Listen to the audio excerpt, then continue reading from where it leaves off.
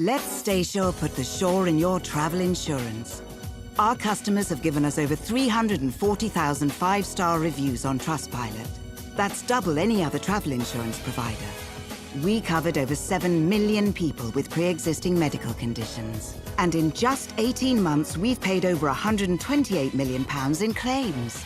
So relax knowing we're there if you need us. That's why people choose Staysure. In today's interconnected world, India's voice is more crucial than ever. When India speaks, the world listens. At NDTV World, we are that voice, bringing you intelligent and insightful news from India and beyond. From geopolitics and diplomacy to economic shifts, migrations, tech disruptions, and the stories of our diaspora. We cover the news that shapes our global future. NDTV World, your new home for global news, is here.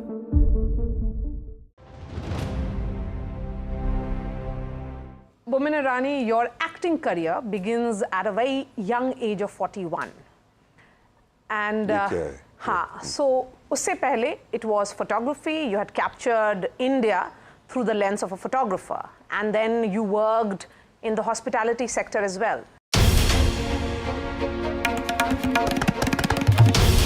This is NDTV, and you're watching NDTV 24/7.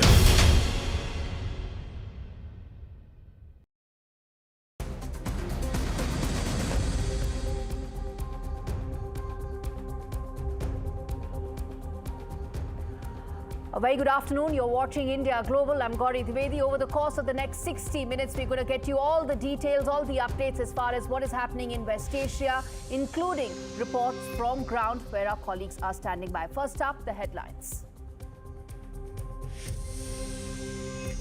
A day after US struck 3 Iranian nuclear sites, Iran vows retaliation, says a powerful operation will take place after American strikes on its 3 nuclear sites.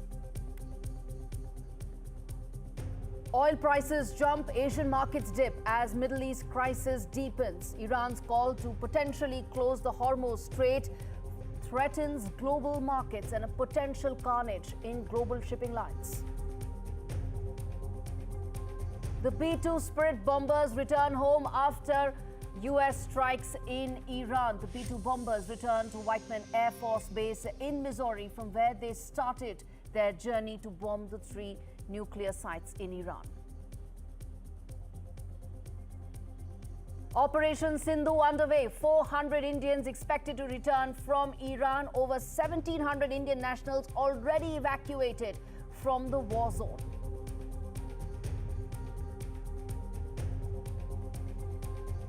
And Donald Trump's Make Iran Great Again pitch. He hints at the willingness for a regime change in Iran hours after his Defense Secretary Pete Hegseth said there is no such plan for America.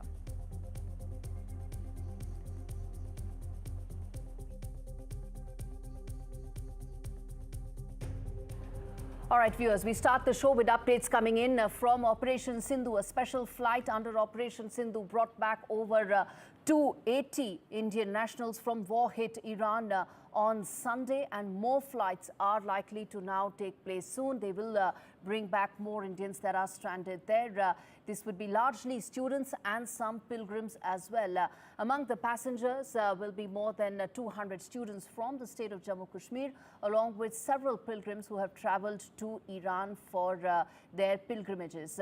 And there are also now evacuation plans in place for Israel as well. Those Indians who want to come back from Israel, they need to register themselves on the app, and the Indian embassy there is trying every bit that all those evacuation processes are completed in due course and as early as possible. My colleague Ankit Tyagi is joining us live from Israel, giving us all updates, all details of how things are unfolding. Talk to us, Ankit, the latest that's happening. The update that we have is that 2 more batches are likely to return via Jordan and Egypt. Fill us in, give us the details. You're standing by, it seems, at one such center.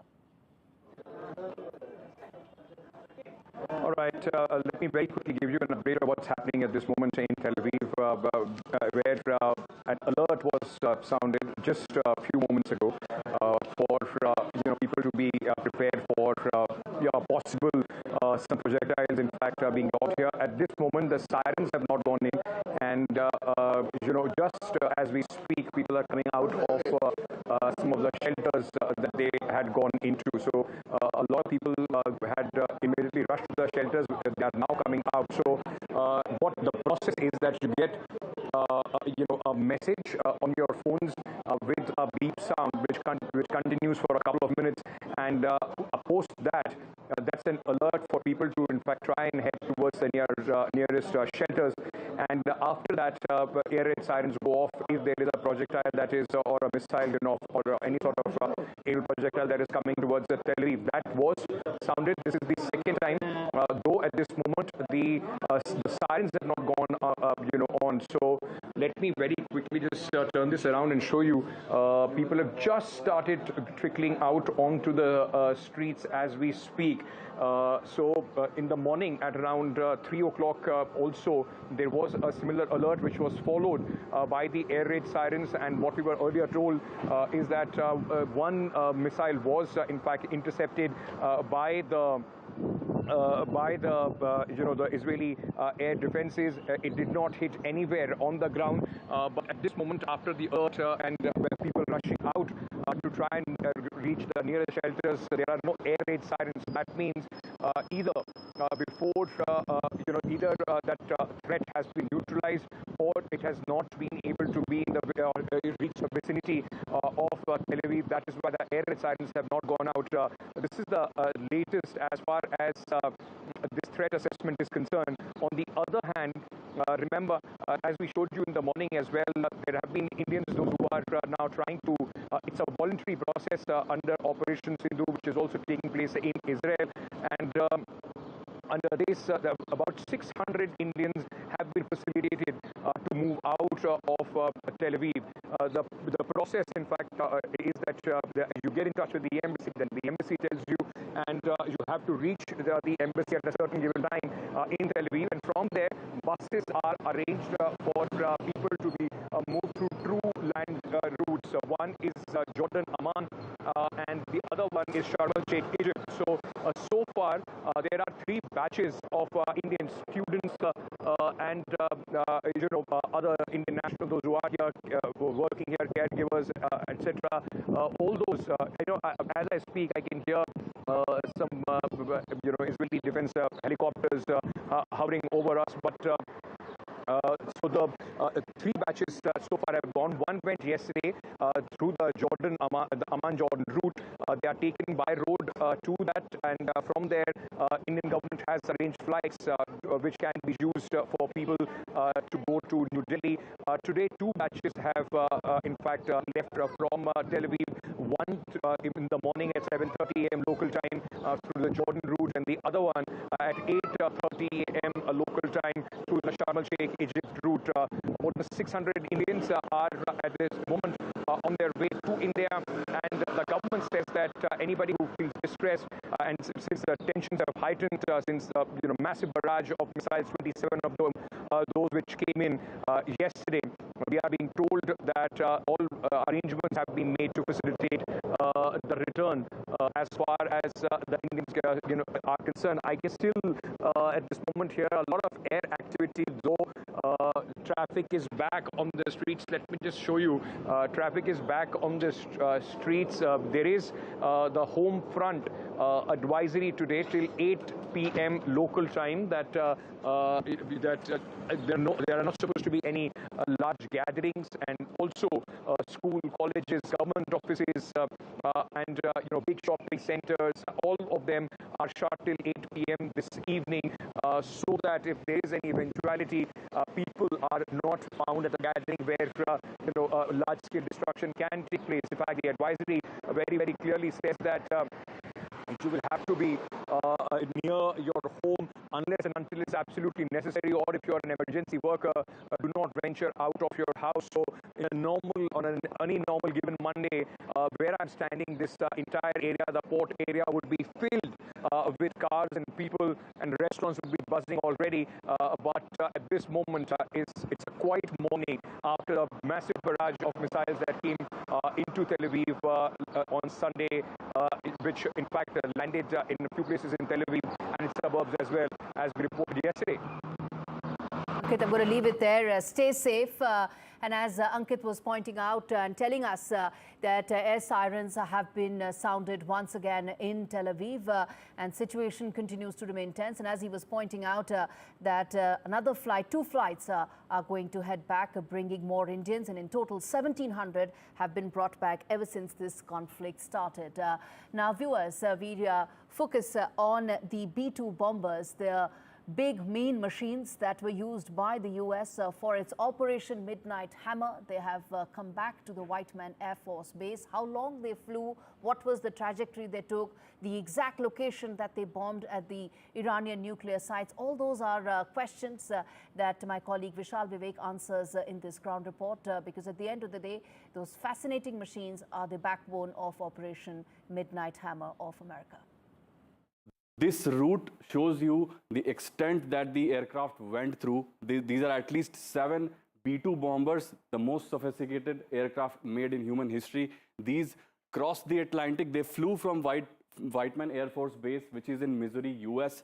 They flew across the Atlantic, went across the African continent, and then they reached over the Iranian airspace. And this is where the operation started. This is where the main action took place. We'll have more graphics in place. These are the support aircraft of the B-2 bombers. So the first two B-2 bombers dropped bombs on Fordo and Natanz. Fordo and Natanz are 2 of the most sophisticated Iran nuclear sites in history. Fordo is the most secretive one. So the first bomb was dropped on Fordo through this B-2 bomber. And these B-2 bombers were supported by at least 100 supporting aircraft. And these were in place so that if Iranians fire some counter missiles, they can also fire back and counter them. So luckily for US forces, that did not happen. They have said that Iran did not fire any missiles. They were there as a stealth mission, and they were extracted from there quite stealthily. So they dropped the bombs on Fordo and Natanz. And Isfahan is where Isfahan was attacked through the naval forces here. Naval forces attacked some Tomahawk missiles on Isfahan, and that is how the 3rd nuclear facility was attacked. And that is how the aircraft returned. The return journey was almost 19 hours long. They took totally about 37 hours to complete this mission. While the aircraft, all the 7 B-2 bombers were en route airborne, some refueling mission took place. These are some representative graphics to show you the refueling mission. So there were at least 3 to 4 refueling missions. The aircraft did not land anywhere.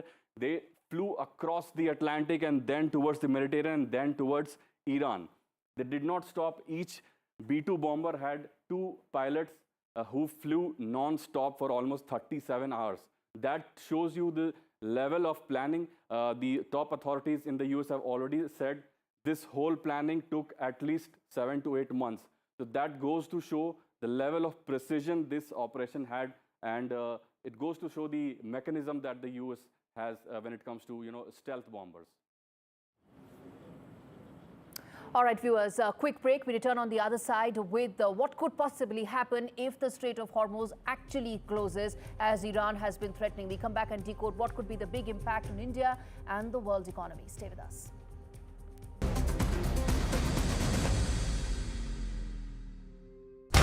When facts are fragmented, we put the pieces together. Where power collides with truth, we are there. Behind me is that massive security arrangements that are in place. Behind fractured boundaries, we clear the fog of war. Fault Lines with Gaurie Dwivedi, only on NDTV World. In today's interconnected world, India's voice is more crucial than ever. When India speaks, the world listens. At NDTV World, we are that voice, bringing you intelligent and insightful news from India and beyond. From geopolitics and diplomacy to economic shifts, migrations, tech disruptions, and the stories of our diaspora. We cover the news that shapes our global future. NDTV World, your new home for global news, is here. From interesting tech startups to industry-leading companies, politics, sports, culture, curry, cricket. Oh, there's so much to talk about. Like me, if you too thrive on interesting conversations, this is a show you cannot miss. Watch this space to know more about all matters and all people that make Britain what it is today. Out of Britain, with me, Radhika Iyer.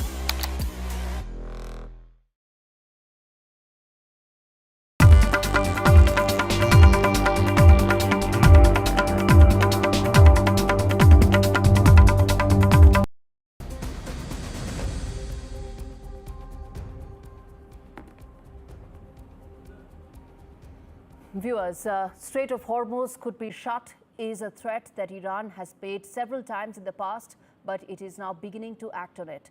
And with that threat, that prospect, Asian markets plunged while oil prices also briefly hit 5-month highs amidst concerns of disruptions to energy markets after that threat came in from Tehran. It is still yet to be stamped by its senior-most Security Council, but if that actually happens, it could have devastating consequences for the global trade and global shipping lines. An output of about 3.3 million barrels per day actually travels through this route. The reason for that is Iran is the world's 9th biggest oil-producing country, and it exports almost half of that amount, keeping the rest for domestic consumption. And if Tehran does decide to retaliate, observers say one of the options of closing the Strait of Hormuz could mean that a fifth of global oil output would immediately stand to be impacted. A final decision, as I said, is yet to be taken, but both markets and price and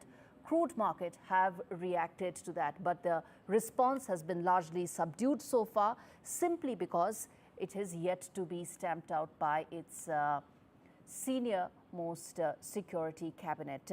Now, to understand the kind of impact this could have in terms of what it means for India, let's quickly now try and decode that for you viewers in terms of what this would mean for India if at all Strait of Hormuz actually is shut. Let's put some of those points for our viewers to understand that India right now is shielded to a large extent, but it's not immune. It's not immune from a crude shock, if at all, that Strait of Hormuz actually gets shut. Now, why is that? Why is India immune to some extent? Because a lot of its crude basket is now extremely diversified, and more than a third of its total crude actually now comes from Russia, something that has happened in the last 3 years ever since the Russia-Ukraine war started, and India was able to buy the discounted Russian oil, which now accounts for 35 to around 38% of its overall oil demands. And the most important part is that the Russian crude oil does not go from the Strait of Hormuz. It actually is shipped to India through the Cape of Good Hope. So this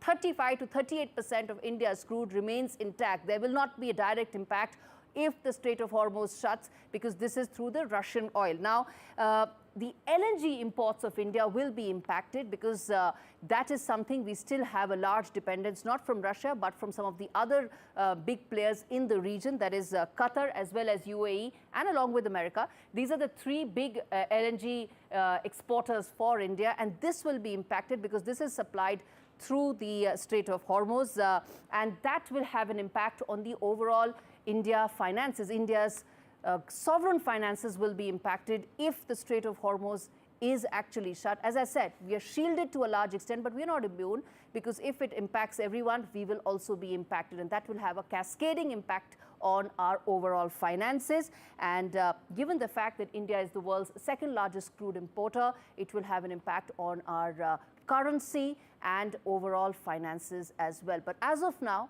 viewers, I repeat what I said, which is that we are largely shielded, But if it gets worse from here, we are not immune to it. And that's exactly what the Petroleum Minister also said.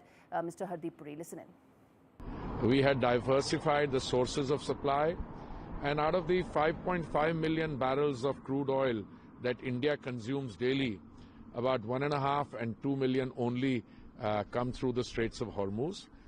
We import roughly 4 million barrels through other routes, and our companies, the oil marketing companies, have enough stocks. We are in touch with all possible actors in this, the supply routes, etc., and I believe that there is no cause for any alarm on this score. All right, let's quickly now get you the big questions that we are asking, and then the experts will be joining us to decode this in detail. How is the global economy likely to be hit in the event that the Strait of Hormuz is actually shut? How does the chokehold impact India? As I said, right now the impact is not so significant, but it could be. How much? The experts will decode that for us. And most importantly, will this mean that fuel prices will soar for India? If they do, we are looking at a larger impact on our finances. All right, let's get in Sanchita Mukherjee and Robinder Sachdev to talk more on this. Sanchita, let me start with you. But before I get in both Sanchita and Robinder, I'm told we have to now cut across to Union Minister Pralhad Joshi, who's speaking right now in Kharghya in Bihar. Let's first listen in. और हम parliament में माननीय प्रधानमंत्री जी के मार्गदर्शन में एक छोटा ग्रुप बनाया है सब मंत्रियों के साथ, तो कम से कम एक सेशन के बीच में 15-20 संसद सदस्यों के साथ एक मंत्री बैठ के बातचीत करना, उनका समस्या सुनना, उनके साथ सलाह मशवरा करना, ऐसे एक व्यवस्था माननीय प्रधानमंत्री जी ने किया है। जो मेरे टीम में आपके एमपी श्री राजेश वर्मा भी है और बहुत एक्टिव रहता है, और राज्यसभा के एमपी और भारत के जो वकीलों का एक संघ रहता है, तो उसका पूरा देश का हमारा चेयरमैन और राज्यसभा के एमपी श्री मंडन मिश्रा जी, और इधर 4-5 टर्म से लगातार एमएलए रहे हुए हैं, चुन के आ रहे हैं, उनका लोकप्रियता का इसका साक्षी है, और बहुत सीनियर भी है श्री पन्नालाल पटेल जी, और एक इधर के एमएलए, स्थानीय एमएलए श्री संजीव कुमार जी, और हमारा सेक्रेटरी भी संजीव है, वो भी संजीव है, ये सहयोग है। संजीव कुमार जी हमारा सेक्रेटरी, उनका पूरा सहयोग के कारण, एक्टिव गाइडेंस के कारण इधर सैलो हो पाया है।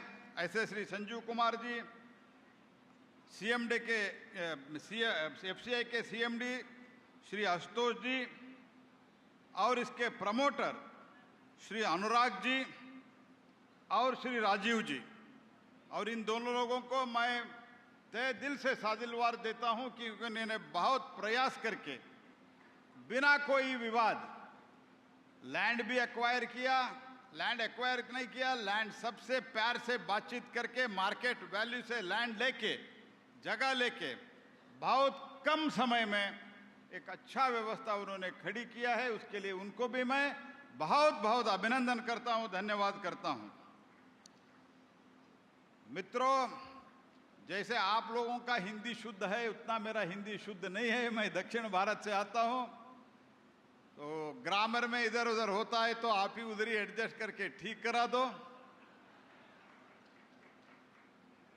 दोस्तों, आज जो उद्घाटन कर रहे हैं ये सैलो खगेरिया में, ये 50,000 मेट्रिक टन का ये सैलो है। ये सैलो के एडवांटेज, इससे जो पॉजिटिव परिणाम होता है, एक तो जगह बहुत कम लगता है, दूसरी बात, माननीय प्रधानमंत्री नरेंद्र मोदी जी का सोच है कि देश में कम जगह में अच्छे भंडारण का एक व्यवस्था रहना है और उसमें स्टोरेज लॉस जो अंग्रेजी में बोलते हैं, मीन्स रख रखाव में जो व्यवस्था ठीक है तो वो 3 बरस के बाद 4 बरस के बाद भी वो सड़ नहीं जाएगा, खराब नहीं होगा। तो ऐसे व्यवस्था करने का इच्छा हमारा प्रधानमंत्री जी का है। तो इसीलिए एफसीआई को और हम लोगों को माननीय प्रधानमंत्री जी ने निर्देश किया है, ज़्यादा से ज़्यादा ऐसे फुल्ली मैकेनाइज्ड ये शैलो है, इसमें पूरा स्टील से होता है, पूरा ऑटोमेटिक मैकेनिकल सिस्टम से होता है, उसमें मानव का कोई इसमें इंटरफेरेंस नहीं रहता है।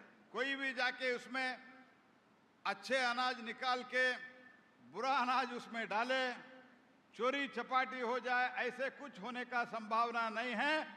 पूरा जो सीसीटीवी कैमरा भी रहता है और उसके साथ ही साथ जो भी इधर अनाज आता है, इधर से बाहर जाता है, ये पूरा मैकेनिकल तरीके से होता है।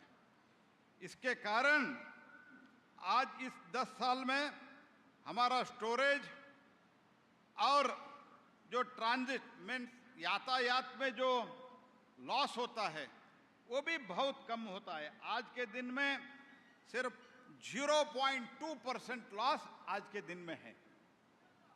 तो इसीलिए ये मैकेनाइज करना, टेक्नोलॉजी उपयोग करना, ये सब एक खगेरिया में 50,000 मेट्रिक टन का आज उद्घाटन किया है।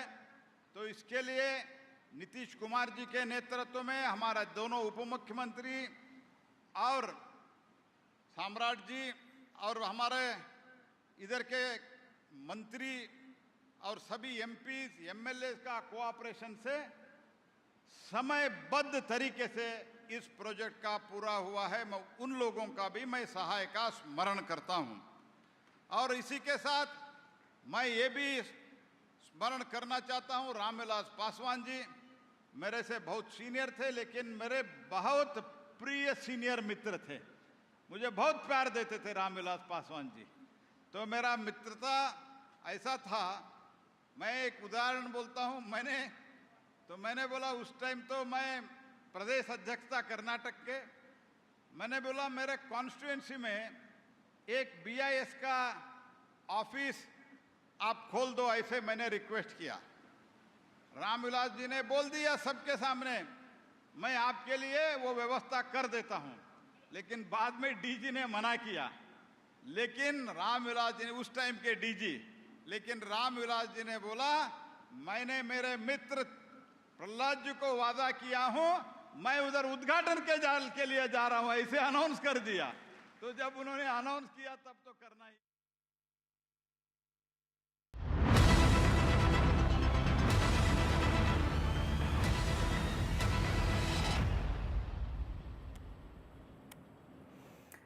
All right, viewers, we were talking about what would happen if the Strait of Hormuz shuts down, and the questions that we were asking, how is the global markets and the global economy likely to be hit by that? What could be the kind of impact for India of the chokehold? And most importantly, what will be the outlook in terms of fuel prices? And if they soar, how will that impact India? Sanchita Mukherjee and Robinder Sanchdev with us on the broadcast. Sanchita, let me start with you. As things stand right now, this prospect looks more real than ever before. And how do you see that impacting? First, let's talk about the global economy, and then we come to India. Thank you so much for having me on your show. I would just like to state that this is not an investment advice on oil prices, just a general discussion. The way I see it, the Strait of Hormuz controls almost 20% of the daily pass-through of the global oil supply, which is close to around 17 million barrels a day, and almost 25% of LNG, which is the liquefied natural gas, daily. So any impact on the Strait of Hormuz, any developing impact on this can have a repercussion on elevated oil prices in the near term. When it comes to India, the way I see it is the meeting which was guided by the Chief Economic Advisor to the Government of India, Mr. Anand Nageshwaran, on Friday, that in the immediate term, it is too soon to take a call that there'll be a significant impact because we do have low inflation. We have an ongoing good monsoon, and the interest rate level in the country is low. There's ample liquidity. So we would have to watch this quarter on quarter for any significant impact. In fact, I really like what you just said, that for the time being, in the short term, we are shielded from these price movements because our oil basket is very, very diversified. But we are not immune to this. In the near term, we continue with our macroeconomic fundamentals being intact. But right now, I think the entire focus has gone beyond macroeconomic fundamentals and parameters to right now how Iran would retaliate and how it would actually impact the oil prices. Prabhedra Sachdev, your thoughts in terms of what may look like an extremely volatile and a shock actually to the world economy and therefore India. Thank you so much, Gaurie. A pleasure to be with you and Dr. Sanchita. I mean, see, we may say that India is shielded, but I don't understand. If the world is impacted, how are we isolated and shielded, even if we have a diversified portfolio, right? We may be procuring, from other sources, we might go to others. But if overall world prices are high, we are going to be impacted by it, right? Now, one. Secondly, as you said, and as your colleague expert, she said that I think it depends about the time and the duration. In the first 1 or 2 weeks, maybe we could say it's the sentiment, which could guide and all. What we'll have to see is how long this situation lasts. If Iran, blocks the straits, and there are variations to it, what does it mean blocking? Does it block for everyone? Does it allow Chinese cargo to go or whatever, right? But oil prices in the world will go up. If oil prices in the world go up, that also impacts our oil prices, right? And if our oil prices go up, our inflation also goes up. But that would happen if this, situation continues for more than, let's say, a couple of weeks, 1-2 months.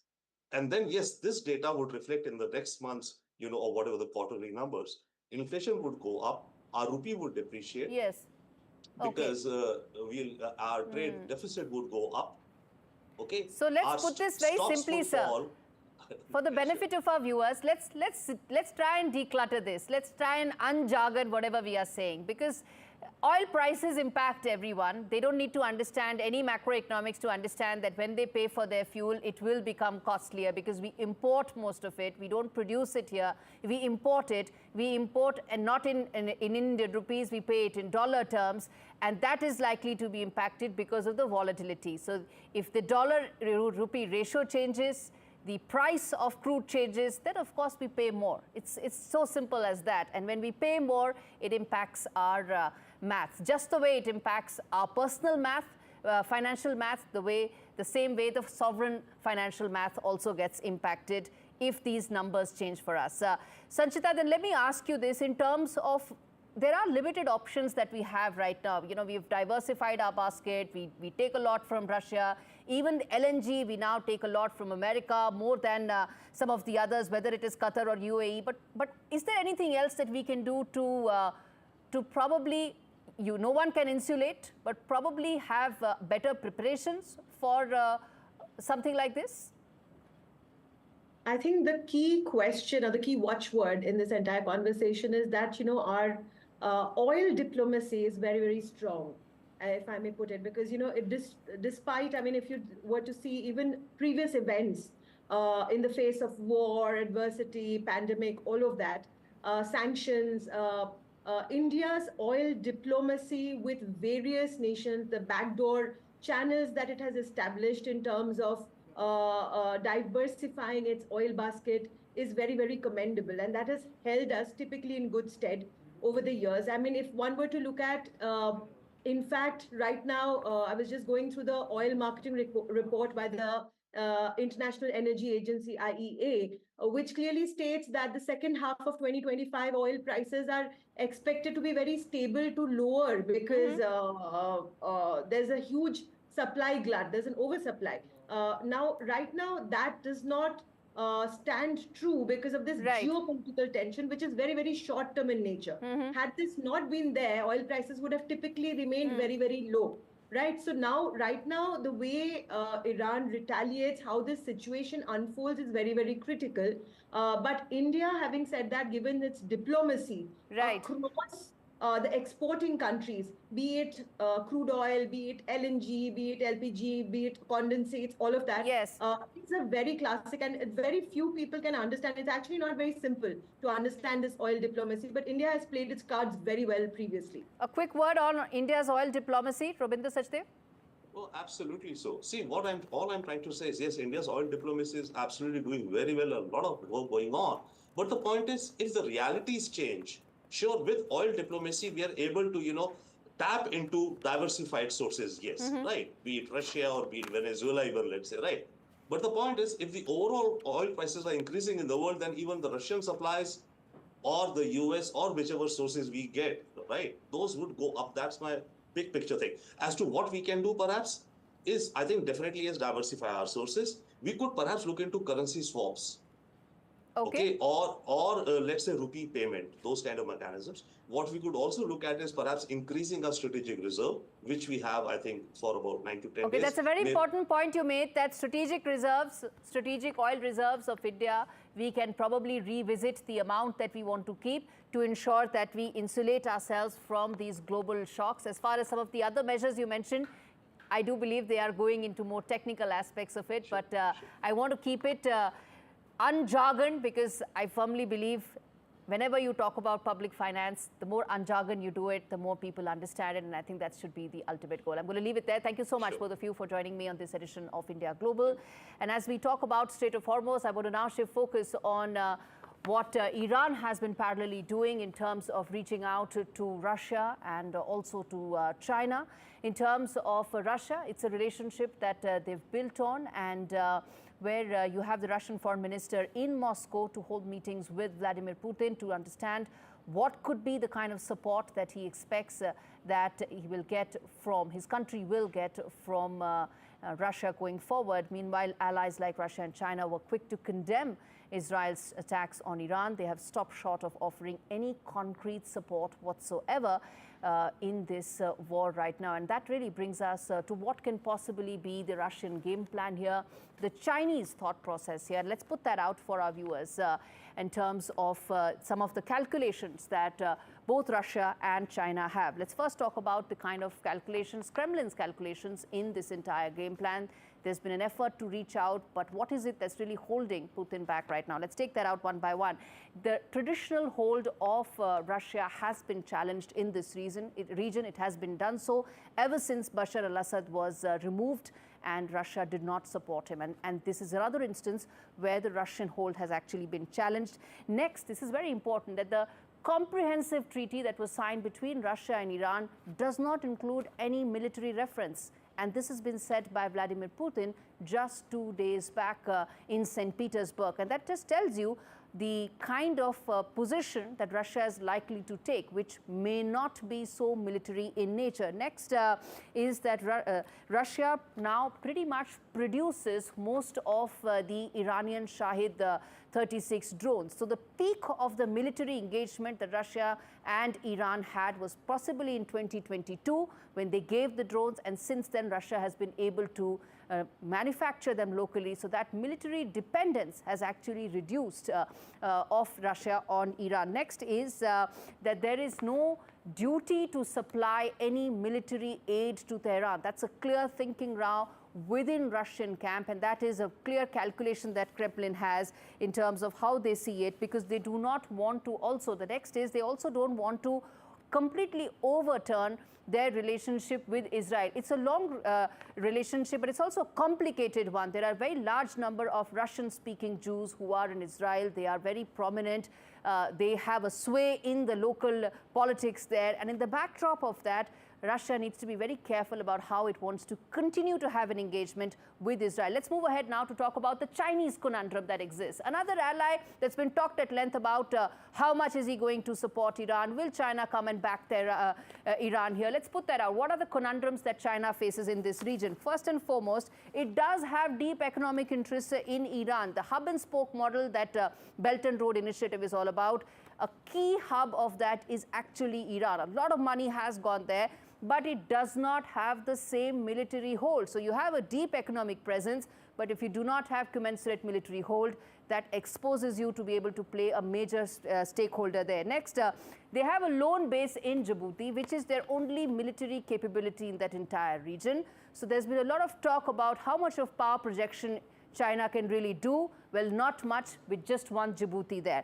Next, in terms of the positions itself largely as a diplomatic counter to America in the region. So it's largely about diplomacy that it sees, that how it wants to position against America in the region. But last and most importantly, which is that Beijing's power hinges largely on optics. So they want to keep talking about it, that they're very relevant in the region. They have huge presence, whether in terms of big economic engagements, but in terms of optics is what it matters. In terms of capability, it's very limited because military engagement and military capability is something that China has very little of in that region. And that tells you the kind of thought process that's currently on both between Russia and China, and how much are they likely to actually back Iran there.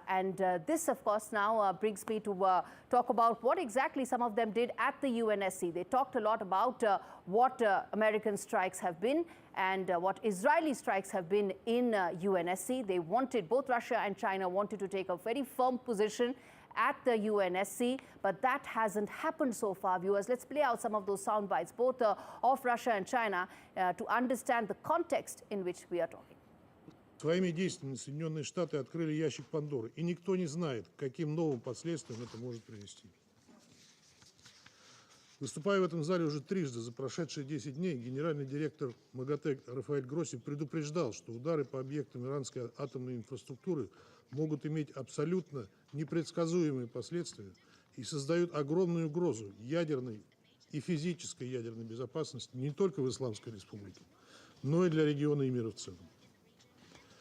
Однако Вашингтон совершенно не заботит ни радиологические последствия, ни угрозы для жизни и здоровья огромного числа мирных жителей, включая женщин и детей, в регионе и за его пределами. 中方强烈谴责美方袭击伊朗，攻击接受国际原子能机构保障监督的核设施。美方此举严重违反联合国宪章宗旨和原则以及国际法。 侵犯伊朗的主权、安全和领土完整，加剧中东紧张局势，严重冲击国际核不扩散体系。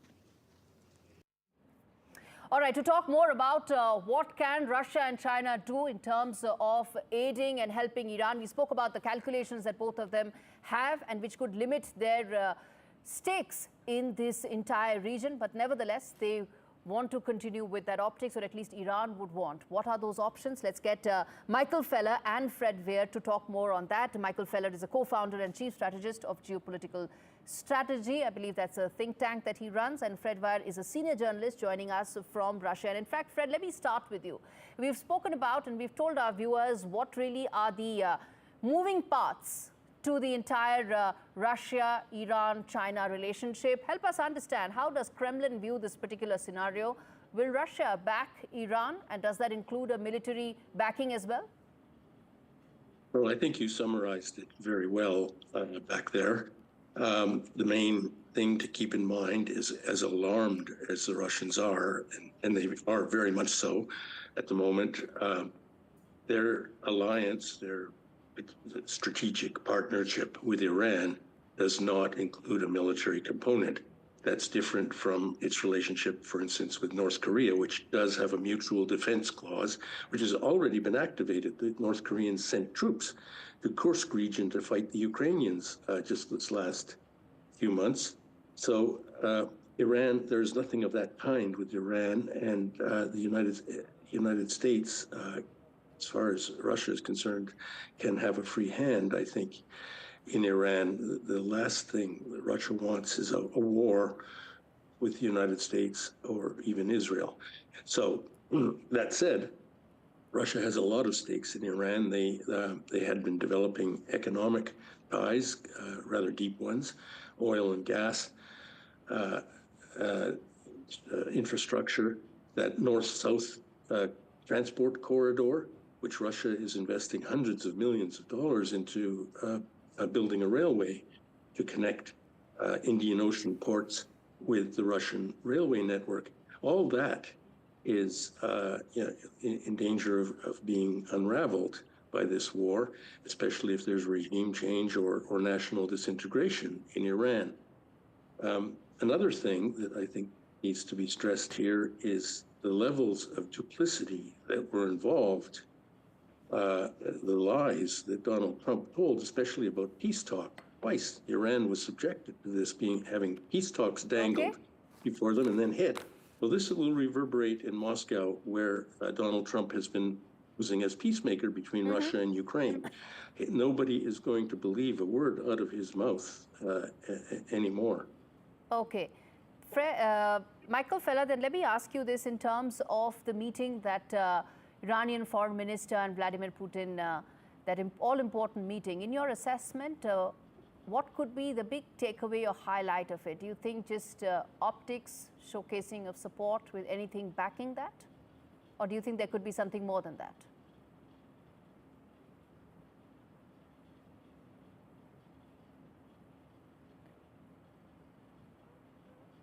I believe, Michael Feller, my voice is not reaching you. Okay, we'll collect that in just a bit.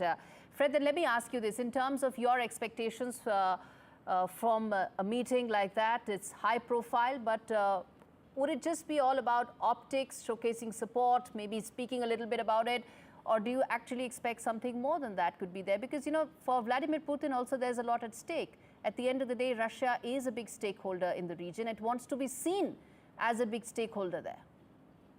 I think that there's very little Russia can do materially to help Iran.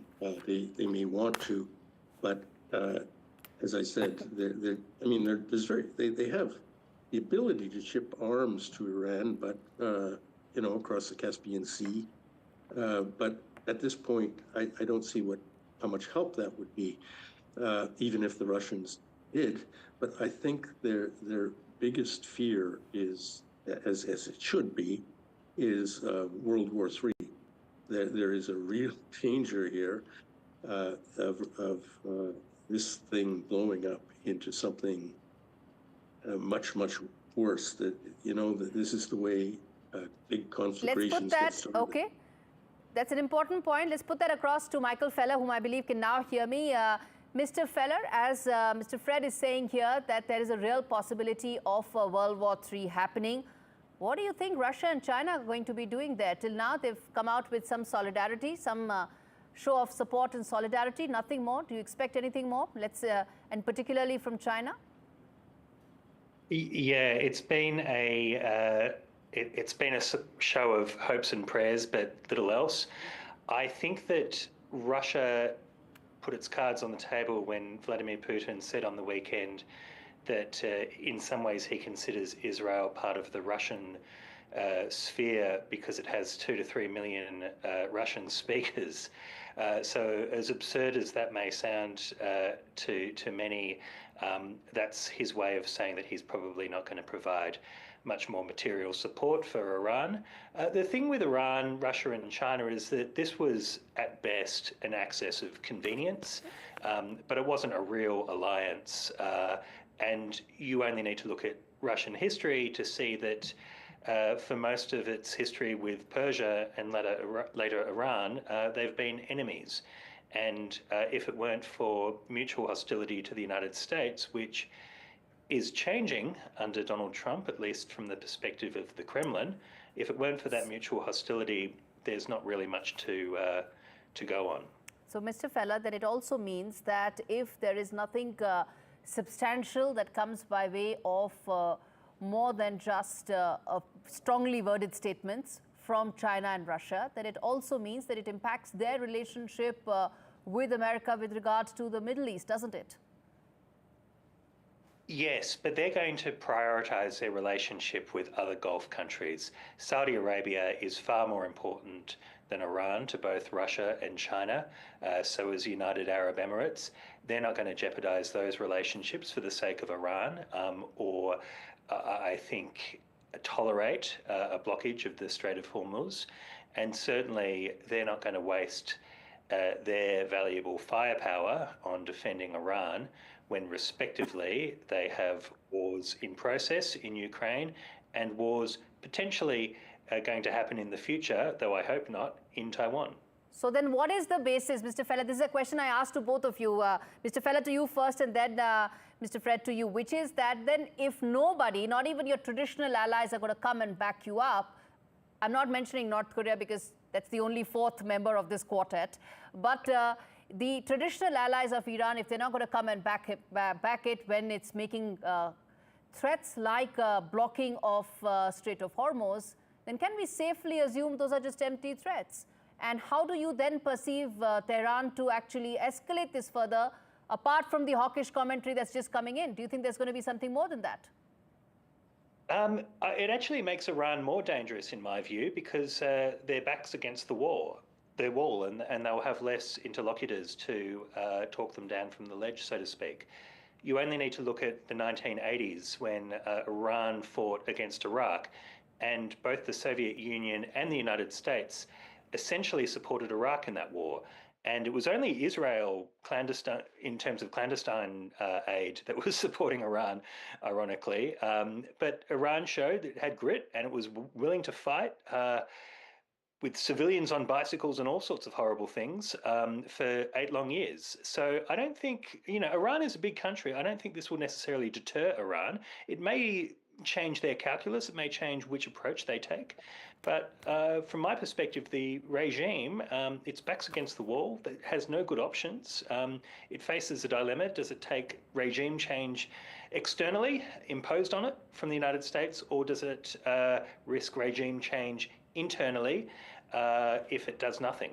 All right, I'm going to leave it there, gentlemen. Thank you so much, both of you, for joining me on this edition of India Global. Well, as both gentlemen were saying, that stakes are high for Russia, but at the same time, it also needs to weigh in as to how much it wants to take a calculated risk. And that's really what the game plan here. And we also spoke about China, which continues to be a player, but not a significant strategic and military player in this region. At the end of the day, Iran may have its back to the wall. And could that be the reason for it to take more risks than what it can actually afford? Well, we'll have to wait and watch for that. And hopefully, that won't be the case. Well, viewers, we now shift focus and talk about the other aspect in terms of what Iran's nuclear pile and stockpile is all about in terms of, well, some would feel that what is the real reason why the Iranian nuclear program continues to be a matter of such great concern. Let's put that out for our viewers to understand the Iranian nuclear poker that it continues to play, and why is it that it is actually a poker. The reason for that is that there is uncertainty, and some would say even a calibrated risk it wants to take in a probabilistic world. Let's put that out. First and foremost, why is it such a big problem? Well, because the enrichment of uranium in Iranian nuclear sites is at 60%. Now, why is that an alarming figure? Because Iran has all along said that it wants to only and only do that for civilian purposes. Now, how much do you actually need for civilian purposes? 3 to 5%. That's how much you need for nuclear energy reactors. So what's the logic for building it to 60%? That's been the cause of concern for energy experts, for IAEA, for America, for the world, that why need 60% when ostensibly you actually need only 3%? Next, in the other aspect, which is that the enrichment stockpile is already at 60% and could go up even more going further, and from 60 to 90% could actually happen very quickly. The 60 to 90% could mean very little time it could take for Iran to actually build a nuclear bomb, and which is why there's been rising concerns. The next important aspect in terms of the chain reaction that this could have If there is a nuclear Iran, what is the chain reaction that could have? The reason why the world should be worried, first and foremost, is that there will be the entire region will want a nuclear bomb. There is whether it's the remaining countries, whether it's in Iraq, Saudi Arabia, UAE, Qatar, Oman, all of them will feel that they want a nuclear bomb as well. UAE has already said, and Saudi Arabia has already said, that they want a nuclear weapon if Iran has one. So that's the kind of chain reaction that will set in with the nuclear Tehran. Next, it will give cover for let's go back. It will give cover for Iranian proxies. Which are these Iranian proxies? You have Hamas, Hezbollah, Houthis. All of them will get a nuclear cover. They will just have that shield. And who knows? These are all splinter outfits. These are all terrorist groups. When there is a nuclear weapon out there, who knows who would actually have it? And lastly, nuclear deterrence will be enough. That will be enough. They don't really even need to own a nuclear bomb. The fact that their benefactor, the fact that the entire resistance group actually has one, that itself will be enough. And that's the kind of chain reaction that a nuclear Tehran is likely to set, which is some of the other players in the region would want one. The resistance group will become that much stronger, and the entire region will become even more unstable, which is why the Iranian nuclear program has been a cause of such great concern for the world, for America as well. And at the end of the day, one talks again and again about what's the probability of Iran actually having a nuclear bomb. Well, no one knows. But at the end of the day, you go by probabilities in an uncertain world. And as we speak of that, well, there is also regime change that has been talked about again and again, viewers. Pete Hegseth, yesterday in the press conference, the defense secretary said America has no such plans when it comes to regime change. But Donald Trump has said that that is an offer that is very much on the table. So what is Donald Trump really trying to do? He's trying to make Iran great again. Parmeshwar Baba has this report that tells you more.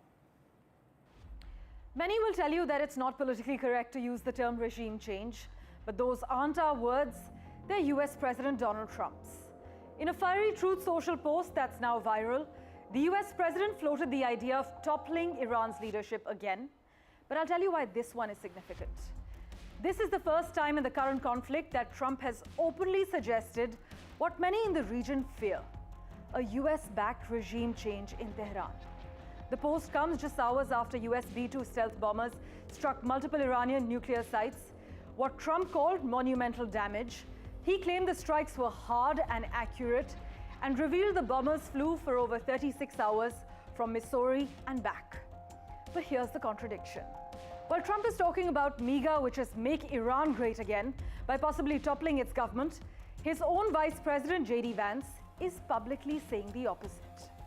In an interview, J.D. Vance clarified that the United States does not want a regime change. He said they want to end their nuclear program and they want to talk to the Iranians. This also then raises the question, is the United States speaking in two voices? Meanwhile, Israel, which launched its war on Iran-linked militias 10 days ago, has never hidden its agenda. Prime Minister Netanyahu has said outright that regime change in Iran could be one of the war outcomes. But here's the truth. On the ground in Iran, there's been no major civilian uprising. In fact, many Iranians, even those critical of the regime, are rallying around the flag. For an Indian audience watching this entire situation unfold, this isn't just about the Middle East. It's a test of how far global powers are willing to go to redraw the red lines with nuclear sites, national sovereignty, and now regime change back on the table. All right, with that, we wrap things up on this edition of India Global. Thanks so very much for watching. Up ahead, news and updates will continue.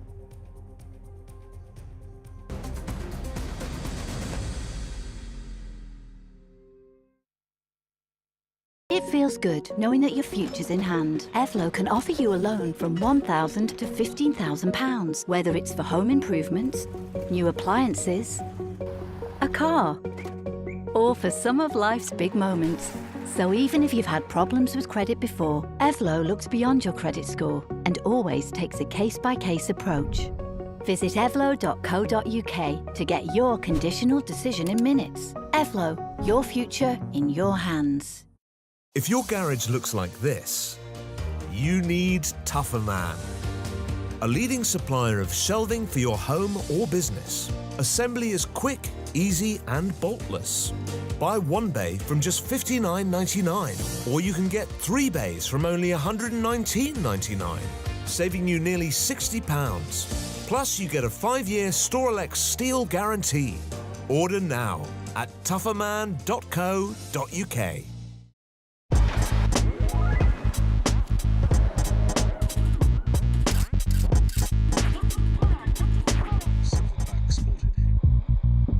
Witness the fitness, the clock will tell 11. One hope, one quest. Tomorrow starts tonight. IKEA, the wonderful everyday. Someone's happy. Get that lucky cow feeling with luckycowbingo.com/bingo. The site that's bursting with beautiful bingo games. 75 ball bingo. Even 90 ball bingo. Fill your bingo boots today. Get that lucky cow feeling at luckycowbingo.com/bingo or download the Lucky Cow Android app from the Play Store. Visit bingoaliens.com/bingo for a cosmic range of bingo games, taking bingo to another dimension at bingoaliens.com/bingo. I bought cars on finance, so I've made my claim. If our lenders charge hidden commissions, then I've made my claim. I could be on thousands. I've made my claim. I've made my claim. I've made my claim. I've made my claim. It's so quick and simple. You could be owed thousands in hidden commissions from vehicles bought on finance since 2007, even without the details. I've made my claim. Trust myclaimgroup.co.uk. Claims made simple. When Tony passed, we wanted to celebrate him his way. All he ever spoke about was bite this, bite that. I'll never forget our first date. Huge grin on his face as he rode up on that big noisy thing. And that's exactly the way he'd want to be remembered. At Co-op Funeral Care, we know everyone is different. That's why we offer funeral plans to funeral services that are personal, every step of the way.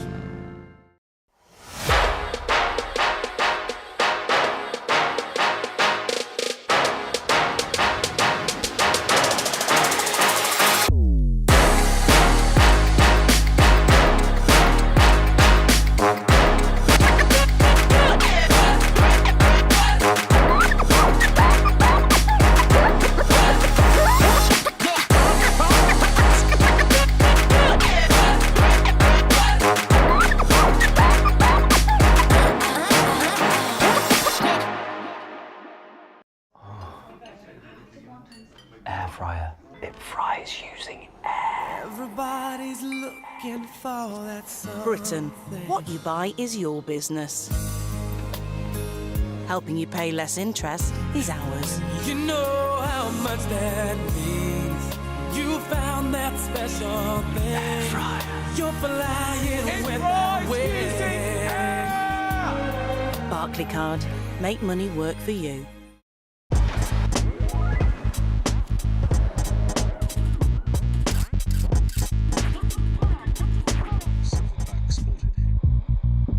Witness the fitness, the clock will tell 11.